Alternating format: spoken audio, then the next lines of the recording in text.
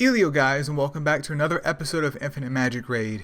And in today's video, I'm finally excited to show you guys my lovely Slackdo. Now, I talked about showing him off in terms of like the beta before the global launch of the game came out, but I just never got around to it.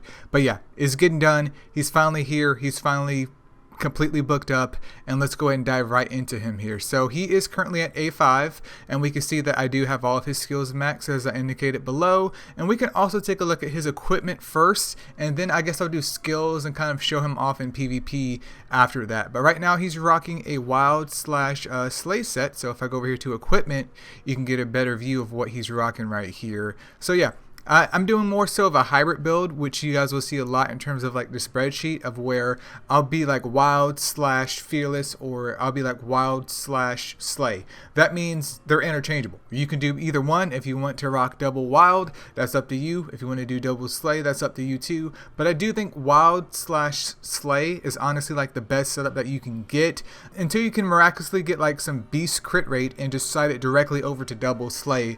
In terms of raw damage dealers, that is the best way to go. But in terms of his artifacts right here, he has a crit rate 1, there's a little bit of speed up there, a little bit of attack. Nothing too spicy. The next one's just another attack one. He does get a nice boost in his attack, but once again, nothing extravagant. And then on the last one, he has speed because it doesn't matter if he can't act. So in this scenario, I could take speed off and maybe push his attack up more. That's not something that I've honestly experimented with, but that could be a good notion. I, however, just like to put speed just like a rule of thumb for my characters, because it doesn't matter how strong that they are. If they can't act because they pass away, it doesn't matter. So if they can get a turn, especially before the enemy, that is always lovely to have. And just going over his equipment right here with a wild set, there's a little bit of crit rate up there, a little bit of attack. In terms of his boots, you know, crit rate, some HP, and then for his lovely accessory here, just crit rate, effect hit, effect resistance, a little bit of everything. But these subs aren't spicy at all here. But we can see with this lovely button, my Slackdo is sitting at 25,000, nearly 26,000 attack, not super duper high. Speed is 1,541, and then also his crit rate is sitting at a spicy 80.9%, and that's something that I love to see. And also crit damage is sitting at 217.5. But yeah, this is my boy Slackdo, and this is what he's rocking at this point in time. In terms of his aura, he does have this restore self HP aura on him after casting a skill, because my whole focus with Slackdo, you'll see that his damage isn't super amazing. Like, in my opinion, it's acceptable. It could be a little bit more, but for what he does, it kind of makes sense why it seems to be a little bit less than what it should, because we got to take a look at his skills right here. But this is what he has at this point in time. But taking a look at his skills real quick, and then I'll show him off in PvP for you guys. So his basic skill, basic damage. If they have an attribute buff on them, which means if their attack goes up, if their speed goes up, etc., he can steal that off of them. And then he can also reduce their turn meter by 15%, which is more than likely to happen here, which, you know, in a way you can kind of mitigate a certain unit from attacking your squad before you want them to, or if you can make them pass away. But his second skill over here, though, removes all attribute buffs. Once again, it removes the attack up, the defense up, etc. And if you're lucky enough with exclusive level 1, it says right here, it removes all of the target's buffs before attacking. Say no more. Say no more. Passive, if they don't have a buff on them, his direct damage goes up. That's lovely here. But in terms of his ultimate here, this is where the damage kind of falls off, because even though it's 3 stages, it's at different rates, which really isn't super amazing in my opinion, because the last stage is reliant on the resistance buff being inflicted during the move to get the most damage out of it here. And with a 30% chance, that's extremely low, so it's extremely unreliable to get a lot of damage from this move.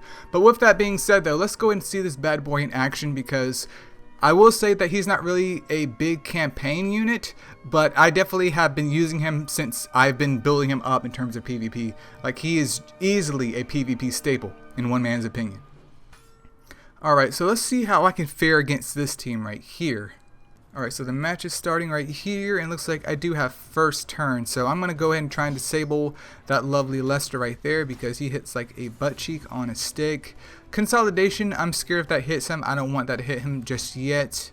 We'll get Zia prepped up too, or Sia, however the heck you say her name. We have Oakman here.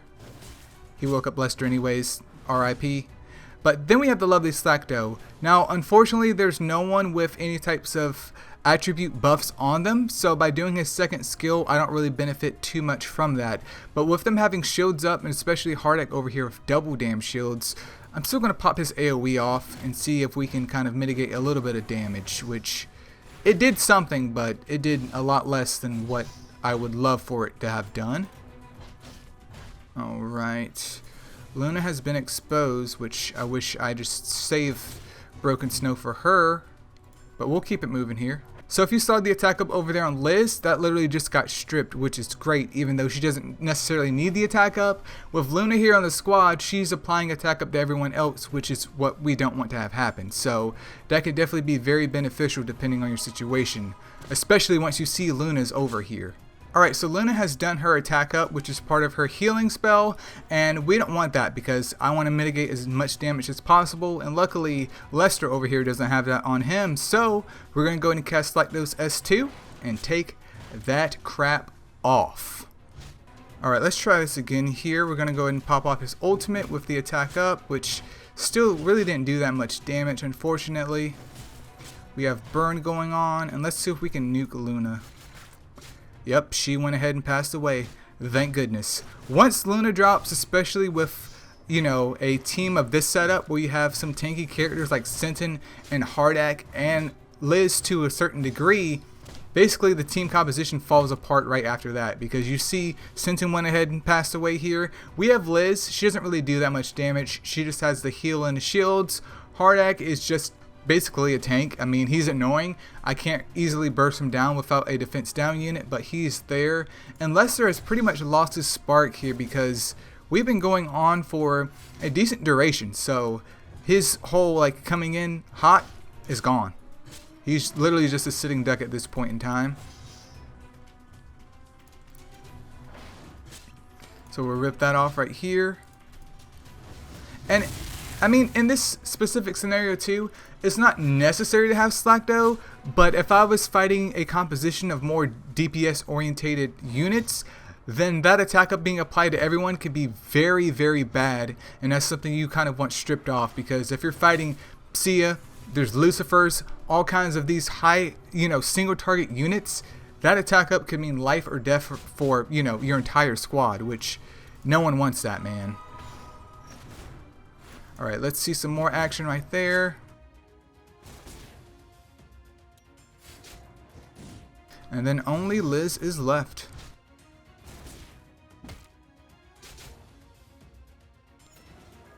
But we have made it, you guys. So that is the lovely Slackdo review / spotlight. I didn't do too much of an interesting job, I guess, in terms of like showing him off outside of his, you know, attribute debuffing abilities, because as you can see with that fight right there in general, his damage wasn't anything extravagant. But if you think about all the times that Luna had put up like the attack up on the entire squad that we were fighting there, that it would have been a lot more beneficial if you had a unit like Slackdo to kind of strip that off, especially in a more DPS orientated situation, to hopefully help your squad, you know, take out them. But anyways, that's my boy Slackdo. I don't regret building him at all. He has been a lovely part of my PvP team. Not so much because of his damage, because I do have other units that can do more damage than him, but just getting rid of the annoying buffs that just make fighting other units a butt cheek on a stick here. My only regret though is that he's not at his exclusive level 1, but outside of that I can't really say too many bad things about him, other than of course if you had exclusive level 3 he would get a nice bump up into his ultimate, but literally any legendary at exclusive level 3 better be damn good. But yeah, that's my boy Slackdo. Definitely worth it in terms of PvP, and especially what type of units that you fight in PvP. But outside of that, I mean, you could use him in the Tower of Mark and also the Faction Abyss if you need a unit of this kind. But with him being the lovely Light Mark as well, well, there may be better choices out there, but it's really up to you guys to figure out what works for you. And yeah, that's pretty much it, you guys. Thank you so much for watching, and see you. Infinite Magicraid. Play to slay.